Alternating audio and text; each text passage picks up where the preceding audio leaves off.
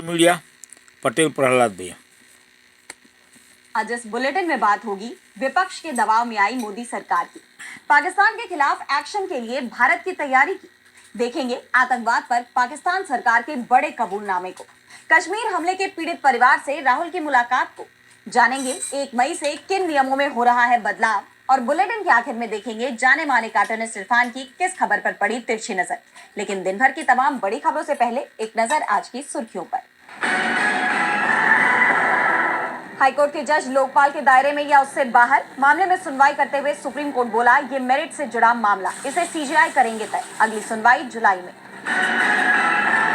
E-KYC की सुविधा दिव्यांग व्यक्तियों के लिए हर हाल में हो सुलभ, सुप्रीम कोर्ट का निर्देश। डिजिटल पहुंच के अधिकार को बताया अनुच्छेद 21 का अभिन्न अंग। बांग्लादेश में इस्कॉन के पूर्व पुजारी चिन्मय कृष्णदास को मिली जमानत, राष्ट्रीय ध्वज का अपमान करने का लगा था आरोप, रिहाई पर अभी भी संशय। लाल निशान पर बंद हुआ शेयर बाजार, 46 अंकों की गिरावट के साथ 80,242 पर बंद हुआ सेंसेक्स, वहीं 1 अंक की मामूली गिरावट के साथ 24,334 पर बंद हुआ निफ्टी। ये तो थी सुर्खियां, अब बात आज की सबसे बड़ी खबर की। देश में जाति जनगणना की डिमांड लगातार उठ रही थी। राहुल गांधी तो लगातार इस मांग को लेकर सरकार से सीधा टकराव लेने की तैयारी में थे। उन्होंने यहां तक कह दिया था कि अगर मोदी सरकार जाति जनगणना नहीं कराएगी तो जनता इस सरकार को उखाड़ देगी और जो नई सरकार आएगी वो जाति जनगणना कराएगी। और अब जाति जनगणना को लेकर मोदी सरकार ने बड़ा फैसला किया है। तो क्या है पूरा मामला, देखिए इस रिपोर्ट में। मोदी सरकार को विपक्ष के आगे झुकना पड़ा है और अब मोदी सरकार ने जाति जनगणना को मंजूरी दे दी है। केंद्रीय कैबिनेट की बैठक में इस पर मुहर लगा दी गई है। बैठक की जानकारी देते हुए केंद्रीय मंत्री अश्विनी वैष्णव ने बताया कि केंद्र सरकार ने जाति जनगणना कराने का फैसला लिया है। वैष्णव ने कहा, आज दिनांक 30/4/2025 के दिन प्रधानमंत्री श्री नरेंद्र मोदी जी के नेतृत्व में राजनीतिक विषयों की कैबिनेट समिति ने यह निर्णय लिया है कि जातियों की गणना को आने वाली जनगणना में सम्मिलित किया जाए। बता दें, जाति जनगणना की देश में शुरुआत 1881 में अंग्रेजों के शासनकाल में हुई थी। 1931 तक हर 10 साल बाद जनगणना हुई और उसके आंकड़े भी जारी किए गए। लेकिन 1971 में हुई जाति जनगणना और जाति जनगणना के आंकड़े सार्वजनिक नहीं किए गए। इसके बाद देश में जनगणना तो हुई लेकिन जाति जनगणना नहीं कराई गई। 1951 में हुई जनगणना में धर्म के कॉलम के अलावा SC और ST का कॉलम रखा गया था, क्योंकि इनके लिए संविधान में आरक्षण की व्यवस्था की गई थी। 2011 में मनमोहन सिंह की सरकार ने जाति सर्वे कराया, लेकिन इसकी रिपोर्ट सार्वजनिक नहीं की गई थी। लेकिन अब मोदी सरकार जाति जनगणना कराने को तैयार हो गई है। विपक्ष की तरफ से इसे अपनी बड़ी जीत बताया जा रहा है, क्योंकि विपक्ष ने ही जाति जनगणना को लेकर आंदोलन सा छेड़ दिया था। राहुल गांधी ने तो यहाँ तक कह दिया था कि अगर ये प्रधानमंत्री जाति जनगणना नहीं कराएंगे तो इनकी जगह दूसरा प्रधानमंत्री जातिगत जनगणना कराएगा। देश में जाति जनगणना जरूर होगी। जाति जनगणना के फैसले को बीजेपी मोदी सरकार का मास्टर स्ट्रोक बता रही है, तो विपक्ष इसे अपनी जीत बता रहा है। यानी जाति जनगणना को लेकर एक बात साफ हो गई है कि इस मामले में विपक्षी दल एकजुट है। बात क्रेडिट की है, एकजुट तो पूरा देश भी पाकिस्तान के खिलाफ हो गया है। पीएम मोदी तो सेना को पाकिस्तान पर कार्रवाई करने की खुली छूट पहले ही दे चुके हैं। तो क्या है भारत की तैयारी, देखिए इस रिपोर्ट में। पाकिस्तान के खिलाफ भारत बड़ा एक्शन लेने की तैयारी में है। कश्मीर हमले के 8 दिन बाद पीएम मोदी ने सुरक्षा मामलों की कैबिनेट कमेटी CCS की बैठक ली। कश्मीर में हुए हमले के बाद ये दूसरी CCS की बैठक थी, जिसमें केंद्रीय गृह मंत्री अमित शाह, रक्षा मंत्री राजनाथ सिंह, वित्त मंत्री निर्मला सीतारमण और विदेश मंत्री S जयशंकर की मौजूदगी में सुरक्षा तैयारियों पर चर्चा की गई।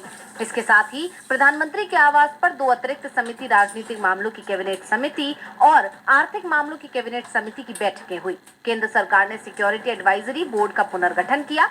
पूर्व रॉ चीफ आलोक जोशी को इसका चेयरमैन बनाया गया। इस बीच सरकार के निर्देश पर कश्मीर डिविजनल कमिश्नर ने कश्मीर के सभी होटल, होम स्टे सहित दूसरी गेस्ट हाउस, हाउस बोट मालिक और दूसरे लोगों को टूरिस्ट का एडवांस बुकिंग अमाउंट वापस करने का निर्देश जारी किया है। इसे देखते हुए दावा किया जा रहा है कि भारत कुछ बड़ा एक्शन लेने की तैयारी में है।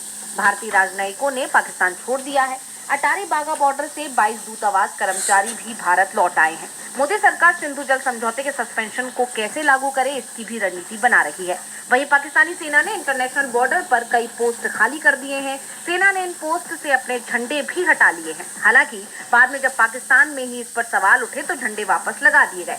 इस बीच ये खबर भी सामने आ रही है कि पाकिस्तान के अधिकांश बड़े सैन्य अधिकारियों ने अपने परिवार को देश से बाहर भेज दिया है। पाकिस्तान की सेना के चीफ असीम मुनीर ने भी अपना परिवार ब्रिटेन और अमेरिका भेज दिया है। खबरें तो यहाँ तक चल रही हैं कि मुनीर ने भी देश छोड़ दिया है या फिर वो रावलपिंडी के किसी सुरक्षित बंकर में छिप गए हैं। भारतीय हमले के डर से पाकिस्तान ने अपने F-16 विमानों को भी छिपा लिया है। साफ है कि पाकिस्तान को भारत से हमले का डर सता रहा है। भारत की तैयारी से पाकिस्तान के पसीने छूट रहे हैं। पाकिस्तान की सरकार और सेना दोनों ही डरे दिखाई दे रहे हैं। तो पाकिस्तान सरकार के मंत्री अपने ही देश की पोल खोलने में भी जुट गए। खुद ही कबूल कर रहे हैं कि हमने आतंकवादियों को पाला है और अभी भी पाल रहे हैं। तो कैसे खुद अपनी ही पोल खोल रहा है पाकिस्तान, देखिए इस रिपोर्ट में। पाकिस्तान का झूठ पूरी दुनिया के सामने खुलकर आ गया है। पाकिस्तान की सरकार भले ही ये दावा करती हो कि वो आतंकवाद की सबसे ज्यादा पीड़ित है, लेकिन शहबाज सरकार के मंत्री ही खुलकर बोल रहे हैं कि हम लोग ही आतंकवादियों को पैदा करते हैं। जम्मू कश्मीर में 26 लोगों की जान लेने की जिम्मेदारी द रेजिस्टेंस फ्रंट यानी TRF ने ली थी। पाकिस्तान के विदेश मंत्री इशाक डार ने संसद में ये बात खुलकर कबूल भी की, लेकिन जब बात TRF को कटघरे में खड़ा करने की आई तो पाकिस्तान इसके समर्थन में खड़ा हो गया। UN में हिंदुस्तान में 26 लोगों की जान लेने के मामले पर एक प्रस्ताव पेश किया गया था, जिसमें हमले का जिम्मेदार TRF को बताया गया था। लेकिन पाकिस्तान, जो इस समय UNSC का अस्थायी सदस्य है, उसने चीन के साथ मिलकर प्रस्ताव से TRF का नाम निकलवा दिया और पाकिस्तान के विदेश मंत्री संसद में इस बात को पाकिस्तान की जीत बता रहे हैं कि उन्होंने एक आतंकवादी संगठन जिस पर 26 लोगों की जान लेने के आरोप है, उसे UN में बचा लिया। वैसे डार अकेले पाकिस्तानी नेता नहीं है जो खुलकर आतंकवादियों को बचाने की बात कह रहे हैं। इससे पहले पाकिस्तान के रक्षा मंत्री ख्वाजा मोहम्मद आसिफ ने भी कहा था कि हम पिछले 3 दशकों से अमेरिका के लिए ये गंदा काम कर रहे हैं, जिसमें पश्चिम और ब्रिटेन भी शामिल है। इससे पहले 2018 में पाकिस्तान के पूर्व प्रधानमंत्री नवाज शरीफ ने कहा था कि पाकिस्तान में आतंकी सक्रिय है और पनाह पाते हैं। नवाज से पहले 2015 में पाकिस्तान के पूर्व राष्ट्रपति परवेज मुशर्रफ ने माना था कि आतंकवाद पाकिस्तान की पैदाइश है। उन्होंने कबूल किया था कि कश्मीर में आतंकी भी पाकिस्तान ने ही भेजे थे। उन्होंने कहा था कि तालिबान को हमने ट्रेन किया था, ओसामा हमारा हीरो था, हमने आतंकियों को ट्रेनिंग दी। पाकिस्तान में खौफ दिखाई दे रहा है तो हिंदुस्तान में कोई घबराहट नहीं दिख रही, लेकिन 26 लोगों की कश्मीर में ली गई जान को लेकर जरूर गुस्सा है। राहुल गांधी आज शुभम द्विवेदी के घर पहुंचे, जिनकी जान 22 अप्रैल के हमले में चली गई थी। इसके अलावा राहुल ने अमेठी का भी दौरा किया। तो क्या कुछ कहा राहुल ने इस दौरान, देखिए इस रिपोर्ट में। कांग्रेस सांसद और लोकसभा में नेता विपक्ष राहुल गांधी ने अपने उत्तर प्रदेश दौरे के दूसरे दिन कानपुर में पहलगाम आतंकी हमले में जान गंवाने वाले शुभम द्विवेदी के परिजनों से मुलाकात की। भावुक माहौल में शुभम की पत्नी ऐशन्या और पिता संजय द्विवेदी ने राहुल के सामने अपना दर्द बयां किया। मुलाकात के दौरान ऐशन्या रो पड़ी, जिन्हें राहुल ने गले लगाकर सांत्वना दी। ऐशन्या ने बताया कि 22 अप्रैल को पहलगाम में आतंकी हमले में उनके पति शुभम की जान ले ली गई। ऐशन्या की बहन ने कहा कि उन्होंने मदद मांगी, लेकिन किसी ने उनका साथ नहीं दिया। वहीं शुभम के पिता संजय ने राहुल से कहा कि आप कुछ करिए, आप बड़े नेता हैं। राहुल ने परिवार को भरोसा दिलाया कि शुभम को शहीद का दर्जा दिलाने के लिए वो प्रधानमंत्री को पत्र लिखेंगे। उन्होंने कहा, मैंने अपनी दादी और पिता को आतंकवाद में खोया है, आतंकियों को कड़ी सजा दिलाएंगे, चाहे वो कहीं छिपे हों। राहुल ने परिवार को प्रियंका गांधी से फोन पर बात भी कराई। उन्होंने सर्वदलीय बैठक की मांग दोहराई ताकि आतंकवाद के शिकार लोगों को न्याय मिले। बता दें कि इस मुलाकात से पहले राहुल गांधी ने जम्मू कश्मीर के पहलगाम का भी दौरा किया था और वहां पीड़ितों के परिवारजनों से मुलाकात की थी। राहुल गांधी की सक्रियता बीजेपी की परेशानी का बड़ा कारण बनी हुई है, तो वक्फ कानून भी सरकार की चिंता को बढ़ा रहा है। मुस्लिम संगठनों की तरफ से इस कानून के खिलाफ प्रदर्शन एक बार फिर से शुरू हो गए हैं। तो क्या है पूरा मामला, देखिए इस रिपोर्ट में। All India Muslim personal law board AIMPLB ने नए वक्फ कानून के विरोध में आज देश भर में लाइट बंद करो अभियान शुरू किया है। इसके तहत लोगों से रात 9 बजे से 9:15 बजे तक घरों, दुकानों और कार्यालयों की लाइट बंद करने की अपील की गई। AIMPLB का कहना है कि ये कानून अन्यायपूर्ण, अलोकतांत्रिक और इस्लामी सिद्धांतों के खिलाफ है। बोर्ड का दावा है कि ये कानून मुस्लिम समुदाय की धार्मिक संपत्तियों में सरकारी दखलंदाजी को बढ़ाएगा, जो केवल एक समुदाय का नहीं बल्कि पूरे राष्ट्र का मुद्दा है। इसे लेकर AIMIM चीफ असदुद्दीन ओवैसी ने कहा, आप तमाम की इत्तला के लिए और आप तमाम से एक गुजारिश और रिक्वेस्ट है कि all India Muslim personal law board ने वक्फ अमेंडमेंट बिल 2025 के खिलाफ जो एक पब्लिक प्रोटेस्ट को लॉन्च किया है, उसके एक प्रोग्राम के तहत कल 30 अप्रैल के दिन शाम में 9 बजे से 9:15 बजे तक बत्ती गुल का प्रोग्राम है। तो मेरी आप तमाम लोगों से दरमंदाना अपील है कि आप लोग कल अपने घर की लाइट रात में 9 बजे से 9:15 बजे तक बंद रखिए।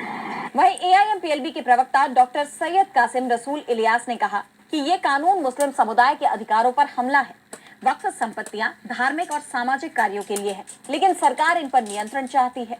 संगठन ने लोगों से इस अभियान में शामिल होने की अपील की है। साथ ही ये भी जोड़ा कि ये केवल मुस्लिम समुदाय की नहीं, बल्कि सभी नागरिकों की स्वतंत्रता और अधिकारों की लड़ाई है। बताते चले कि एआईएमपीएलबी के वक्फ बचाव अभियान का पहला चरण 11 अप्रैल से शुरू हुआ, जो 7 जुलाई तक 87 दिनों तक चलेगा। इस दौरान 1 करोड़ हस्ताक्षर एकत्र किए जाएंगे, जिन्हें प्रधानमंत्री नरेंद्र मोदी को सौंपा जाएगा। इसके बाद अगले चरण की रणनीति तय होगी। बोर्ड ने स्पष्ट किया कि जब तक सरकार इस कानून को वापस नहीं लेती, शांतिपूर्ण विरोध जारी रहेगा। मुस्लिम संगठन के विरोध के चलते सरकार बैकफुट पर है, तो महाराष्ट्र सरकार के फैसलों पर भी सवाल उठ रहे हैं। चुनाव में बड़े बड़े वादे कर सत्ता में आई महायुति सरकार अब तमाम योजनाएं बंद कर रही है, क्योंकि खजाना खाली है। तो अब किस योजना पर चली सरकार की कैची, जानने के लिए देखिए ये रिपोर्ट। महाराष्ट्र में मुख्यमंत्री देवेंद्र फडणवीस की सरकार रेवड़ी कल्चर में कटौती का अभियान चला रही है, लेकिन ये कदम विवादों को जन्म दे रहा है। विधानसभा चुनाव में मुफ्त योजनाओं के दम पर शानदार जीत हासिल करने वाली भाजपा सरकार अब खजाने का बोझ कम करने के लिए लोकप्रिय योजनाओं में बदलाव कर रही है। सबसे चर्चित लाडकी बहन योजना में कई शर्तें जोड़कर लाखों लाभार्थियों को बाहर कर दिया गया, जिससे सरकार को करोड़ों रुपए की बचत हुई। चुनावी वादे के मुताबिक इस योजना की राशि को 1500 से 2500 करने का ऐलान किया गया था, लेकिन सरकार बनने के बाद ये वादा पूरा नहीं हुआ, जिससे जनता में नाराजगी है। ताजा मामला प्रधानमंत्री फसल बीमा योजना से जुड़ा है, जिसे राज्य सरकार ने 1 रुपए की मामूली फीस पर शुरू किया था। अब इस योजना को रद्द कर दिया गया है। सरकार का दावा है कि 2024-25 में 5.9 लाख फर्जी आवेदन पकड़े गए, जिसके लिए केंद्र और राज्य ने 478.5 करोड़ रुपए का प्रीमियम भरा था। इन फर्जी आवेदनों से प्राकृतिक आपदा में 6000 करोड़ रुपए से अधिक का दावा हो सकता था। अब सरकार केंद्र को प्रीमियम की राशि लौटाएगी। इस योजना के तहत किसानों को खरीफ फसल के लिए 1.5%, रबी फसल के लिए 2% और बागवानी फसलों के लिए 5% प्रीमियम देना पड़ता था। विपक्ष ने सरकार पर वादा खिलाफी का आरोप लगाते हुए कहा कि किसानों और महिलाओं के हितों की अनदेखी की जा रही है। इन फैसलों से फडणवीस सरकार की छवि पर भी सवाल उठ रहे हैं।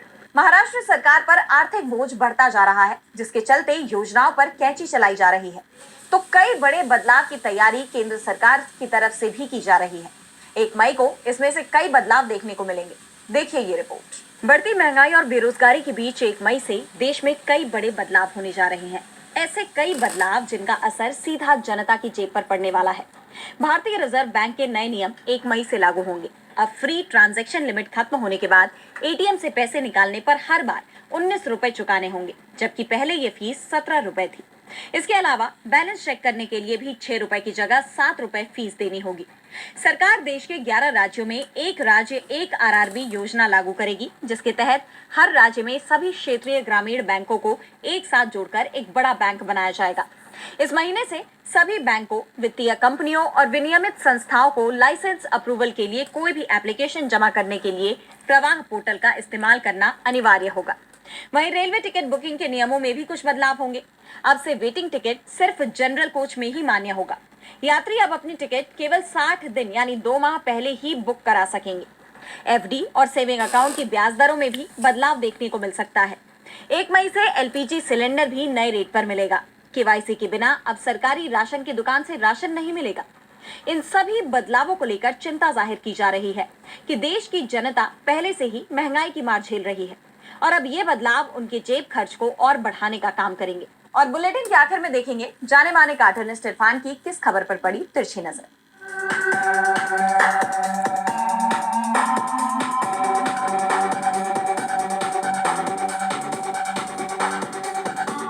ये तो हमारा देश कई चीजों के लिए दूसरे देशों के ऊपर निर्भर रहता है। अब क्या उसी तरह से इतिहास के लिए भी दूसरे देशों पर निर्भर रहना पड़ेगा?